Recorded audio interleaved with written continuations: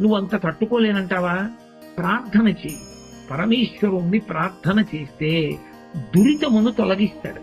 తొలగించి పెద్ద కష్టం రావలసిన చోట చిన్న కష్టంతో తీసేస్తాడు తప్ప అసలు ప్రార్థన అన్నది చిత్తశుద్ధితో చెయ్యకపోతే, ప్రార్థన చేయుట అన్న మాట వెనక ఉన్న రహస్యం తెలిసి చెయ్యాలి. ఇవాళ బాగున్నాను కానీ ఈశ్వరా, నేను ఇలాగే సంతోషంగా నీ కథ చెప్పుకుంటూ హాయిగా ఆనందంగా బతకాలి. తండ్రి నన్ను జాగ్రత్తగా చూడుసుమా, నా మనసు బెంగ పెట్టుకోకుండా కాపాడుసుమా. అది నీకొక్కడికే తెలిసి ఎటువైపు నుంచి ఏదొస్తోందో నాకు తెలియదుగా, దాన్ని పరిమార్చి కాపాడుసుమా అని నేను ఆయన సర్వజ్ఞుడన్న భావనతో ప్రార్థన చేసి, గతంలో ఏదో చేసి ఉంటాను, లేకపోతే మనుష్య శరీరంలో ఎందుకుంటాను?